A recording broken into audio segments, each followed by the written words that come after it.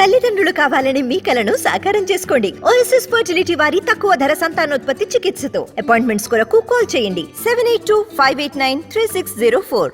రాజమౌళి శిష్యులు ఎవరిని చూసినా అలా వచ్చి ఇలా వెళ్ళిపోతున్న వారే మనకు కనిపిస్తున్నారు. మరి సుకుమార్ శిష్యుల దగ్గరకు వచ్చేసరికి లెక్క టోటల్ గా మారిపోతుంది.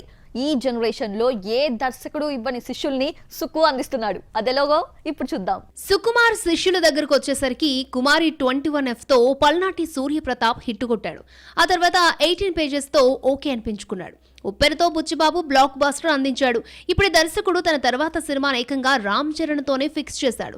ఇప్పటికీ బుచ్చిబాబు తన సినిమాకు ఓ పక్క ప్రీ ప్రొడక్షన్ జరుగుతున్నా సుకుమార్ సినిమాలకు ఎప్పుడు సిట్టింగ్స్ కు పిలిచినా వెళ్తాడట. దసరాతో శ్రీకాంత్ ఓదెలా సుకుమార్ నుంచి వచ్చిన మరో బెస్ట్ శిష్యుడు అనిపించుకున్నాడు.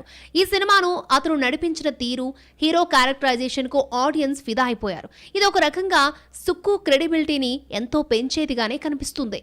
విరూపాక్షితో వచ్చిన దండు కళ్యాణ్ సుకుమార్ శిష్యుడు కానప్పటికీ సుక్కుతో ట్రావెల్ చేయడం ద్వారా తనని తాను అప్డేట్ చేసుకున్నాడు.